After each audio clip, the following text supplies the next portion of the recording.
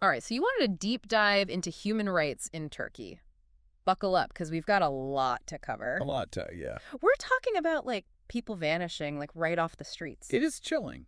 It sounds like, I don't know, like a spy movie or something, but it's real. Oh, it's real, and it's just one piece of this, like, huge EE puzzle we're about to kind of unpack here. Yeah. So this UN Human Rights Committee report, it just came out in November 2024, and it looks at how Turkey is doing, basically, with this thing called the International Covenant on Civil and Political Rights. Okay.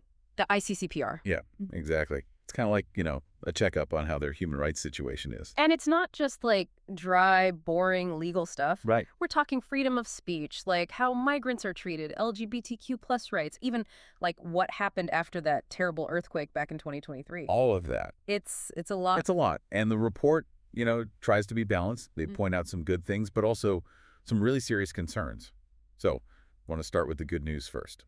Yeah, let's hear something positive for once. What's the report actually praising Turkey for? Well, they've actually made some real progress in fighting violence against women.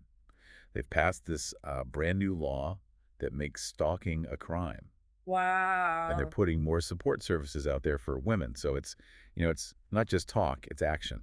That's actually really encouraging to hear. It is. But let's be honest, we both know this report, it's not all sunshine and roses. Yeah. What are some of the more difficult issues they're bringing up? One of the big red flags is how much power the executive branch has, especially after those changes to the Constitution, back in 2017 during that state of emergency. Hmm. It's like all the power went to one part of the government.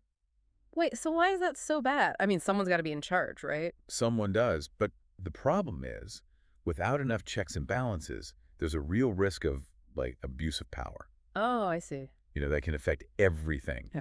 from how laws are made to how they're actually enforced. So it's not just who's in charge, but like how that power is used and controlled. Exactly. And this Mm. actually leads right into another huge worry, those counterterrorism laws. Ah, yeah, that's the classic one. Security versus freedom. The report is worried that these laws, they're meant to fight terrorism, but they're being used to silence anyone who criticizes the government, Like who? like journalists, activists, even lawyers. Seriously. Just for speaking out. Yeah. And it's even more worrying because how terrorism is defined in Turkey law, it's super vague. Oh, so it's like, what exactly IS terrorism? Right. That lack of clarity, it creates this loophole. You can misuse those laws to crack down on anyone who disagrees with you. That's a pretty scary thought. Just getting arrested for saying something the government doesn't like. But this isn't just about free speech, is it? What about the LGBTQ plus community? The report specifically calls out discrimination against LGBTQ plus people and their organizations. Mm. And get this, the Human Rights and Equality Institution, the one that's supposed to protect everyone, it can't even deal with complaints based on, sexual orientation or gender identity. Wait, really? That's messed up. It really makes you think about how strong Turkey's human rights system actually is. Hmm. And honestly, it gets even darker when you look at these enforced disappearances. Okay, so NW, we're getting into that like creepy stuff, those missing yeah. people, right? The report talks about a bunch of cases, some going back decades, where people were just like snatched off the streets, no explanation, no accountability. It even mentions allegations of abductions happening outside of Turkey. That's just straight out of a nightmare. Like, how does that even happen in this day and age? It's a stark reminder that these violations, they can happen anywhere, and the lack of transparency it's really disturbing. And that's not all. The report also paints a pretty bleak picture of freedom of expression in Turkey. Oh man, I have a feeling this is not going to be good. It's not. The report is super concerned about the sheer number of people who are being detained or prosecuted just for saying what they think. Journalists, academics, everyday people, they're all at risk. But like, what are they getting arrested for? Give me some examples. Think about it. Insulting the president, spreading what the government calls misinformation, criticizing the military, all of that's been used as a reason to silence people. Wow. It shows how easily laws can be twisted to control the narrative and, like, stop criticism. Imagine having your website blocked or your social media just because you disagreed with the government. Yeah, it makes you realize how fragile freedom of expression really is. It's not something we can take for granted. And all this, it kind of ties back to a bigger problem, right? It seems like the entire justice system in Turkey is under scrutiny. You're right. The report raises concerns about how independent the judiciary really is. judges dismissed without due process, lawyers targeted just for doing their jobs, and serious doubts about fair trials, especially in terrorism-related cases. So basically, the system that's supposed to be fair and just is compromised itself. And to make it worse, the report points out that Turkey hasn't always followed rulings from the European Court of Human Rights. They've kind of ignored international law, which makes you question how committed they really are to human rights globally. Wow, there is so much to unpack here. We've covered enforced disappearances, restrictions on freedom of expression, a compromised justice system, and we haven't even touched on the aftermath of that 2023 earthquake. Yeah, and the report connects those concerns about corruption to the earthquake relief efforts. There are allegations of aid mismanagement, lack of transparency, and a lot of questions about how rebuilding is being handled. It's heartbreaking, to think that even in a crisis, those systemic issues can make things so much worse for people. It really highlights how human rights aren't just abstract ideas. They have real-world impacts. Violating them, it can have devastating consequences for individuals and entire communities. Okay, so we've kind of laid out some of the key issues here from this UN report. It's a pretty bleak picture, to be honest. But before we move on, what stands out to you in all this? Right. What questions are like swirling around in your head right now? What really hits me is the sense of urgency in this report. Hmm. You know, it's not just pointing fingers, it's like it's giving Turkey a roadmap Yeah. to actually fix these problems. Okay, so they're offering solutions too, not just criticism. Right. So let's dive into those recommendations. What are some of the key things they suggest? One of the most urgent things they say is to, like, fix the judiciary, make sure it's really independent. Okay. They recommend changing how judges and prosecutors are chosen, appointed, shield them from political pressure. So no more like puppet judges doing what the government wants. Got it. What else? They're urging Turkey to stop misusing those counterterrorism laws. Remember that vague definition of terrorism we talked about? Yeah. They want it narrowed down. Make sure these laws are only used for real threats, not to silence critics. Makes sense, especially after we just talked about journalists and activists being targeted. What about protecting human rights defenders? What does that actually look like? It's about creating a safe environment for people who speak out, against power. Investigate attacks against them, hold the attackers accountable, make sure they can do their work without fear.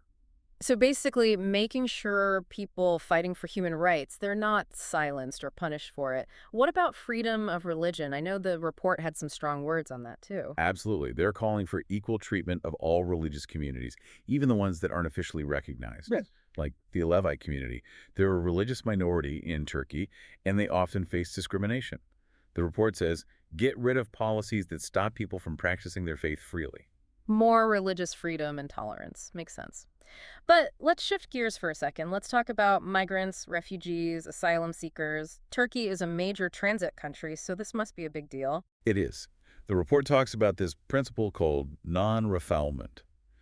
Basically, you can't send people back to a country where they could be persecuted. Okay. Think of it like no takebacks for refugees. Yeah, that sounds straightforward enough. So where's the issue?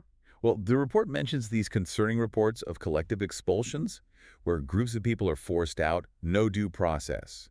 Imagine being pressured to sign a voluntary return document when you know you'll face danger back home. That's awful. It's like they're being robbed of their basic human rights. Yeah, it's a serious concern. The report calls for more transparency, Hmm. making sure these vulnerable people are protected. I see why the UN is pushing for these changes, but honestly, this is a lot to ask of any country, especially one dealing with a massive amount of migrants like Turkey.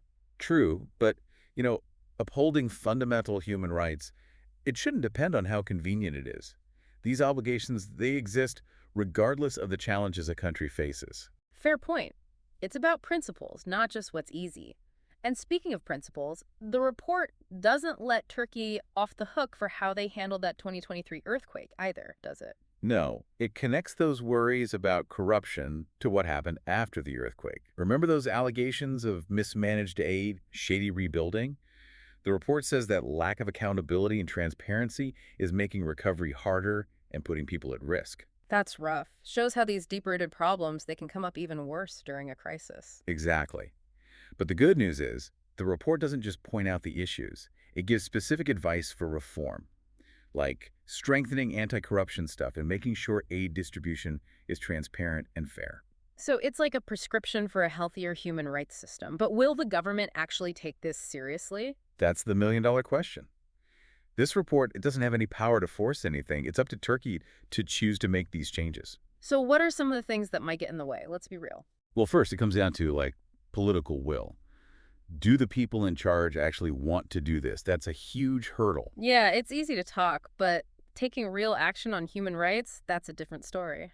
What else might be a challenge? Resources. Making these changes, it takes money, people, expertise. It's a big investment. So you can't just say you're all for human rights. You got to put your money where your mouth is. Anything else? Changing how people think and act. Deeply ingrained stuff. That's huge EE. To shift a culture that tolerates human rights violations, or even encourages them, it takes time, education, a lot of sustained effort. It's not like flipping a switch. It's about changing societal norms and values.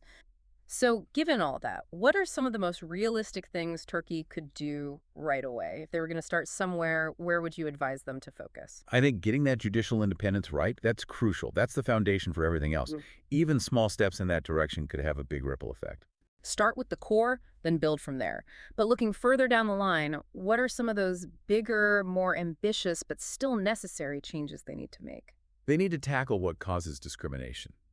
That means facing those ingrained prejudices, promoting tolerance and inclusion across all parts of society. It's about changing hearts and minds, not just laws. That sounds like a massive task. Is it even possible? It's a long road, for sure, but I think it is. Imagine Turkey becoming a model for human rights in the region, a beacon of hope and progress. That's a great vision. But let's not get ahead of ourselves. Real change happens in the everyday lives of people. How might these recommendations actually impact ordinary people in Turkey? Well, if these changes actually work, it could mean people finally feel safe to say what they think without being afraid.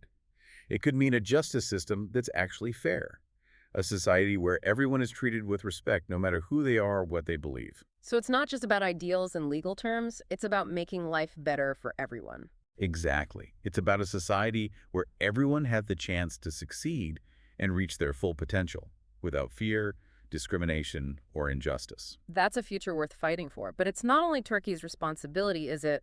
What can the rest of the world do to help? They can use their influence to encourage Turkey to do the right thing, uphold those human rights obligations, offer financial and technical help for specific reform projects. So it's about working together, not just telling them what to do from the outside. Exactly. It's about partnership, shared responsibility to make a real difference for people in Turkey. We've really explored this UN report, haven't we?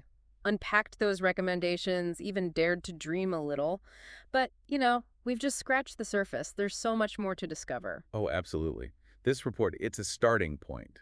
It's like a spark to encourage more exploration.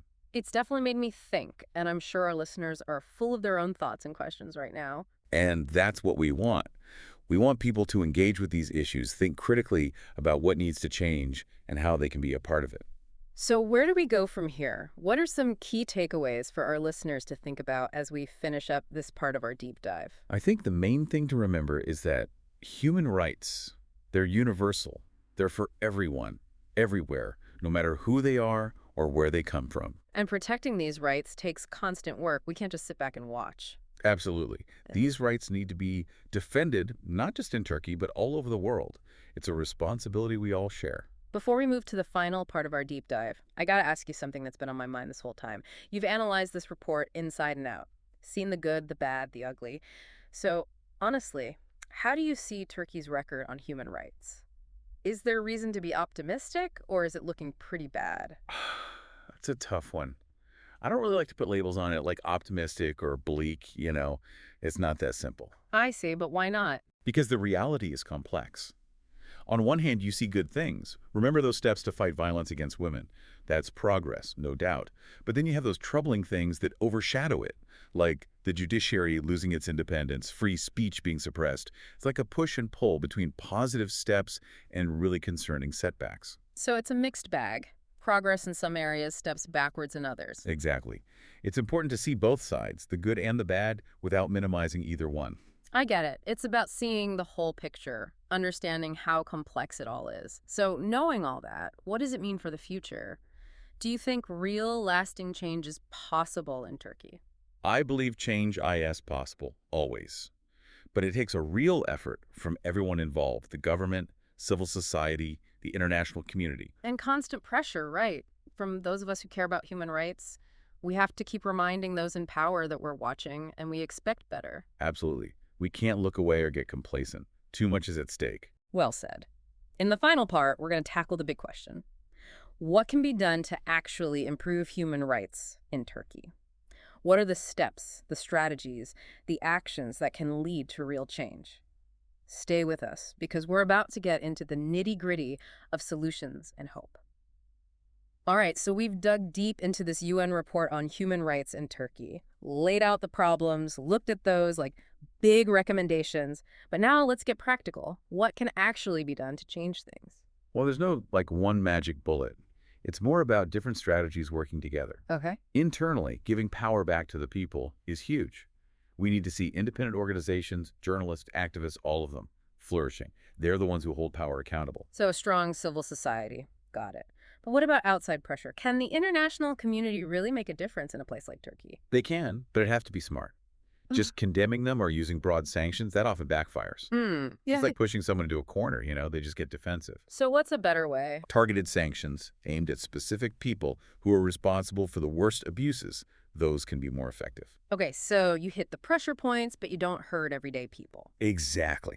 And then there's diplomacy. Sometimes those quiet talks behind the scenes can achieve more than shouting from the rooftops. So finding common ground, working together instead of making it a fight. Right. But let's be real, these are deeply rooted issues. Changing culture, overcoming political obstacles, it's not going to happen overnight. No, definitely not. This is a long game, and it takes patience, persistence. You got to stay committed, even when progress is slow or you can't see it. It's about planting those seeds, nurturing them, knowing that change takes time. But it's not all on governments and big organizations, right? The people who are actually living through these human rights violations, their voices need to be heard. Absolutely. We need to amplify the stories of local human rights defenders, give them platforms, support their work, make sure their perspective is at the forefront. So showing the human cost of these violations, putting a face to the numbers. Right. And lastly, remember, this isn't about bashing Turkey. It's about standing with the Turkish people who want a fairer, more just society. Supporting their hopes for the future, not telling them what it should be. Exactly. Walking with them, not talking down to them. Well, we've really gone deep into all this, haven't we? Explored some dark stuff, grappled with tough questions, but we've also imagined a better future. But now, it's your turn, listeners. The UN has called for these big reforms, but the question is, will it actually happen? And how? That's something for you to think about. How does Turkey's human rights record affect its relationships with other countries? And now that you know all this, what are you going to do? Dig deeper, stay informed, speak up. The choice is yours. This has been The Deep Dive, exploring the complexities of human rights in Turkey. Until next time, keep learning, keep questioning, and keep pushing for a better world.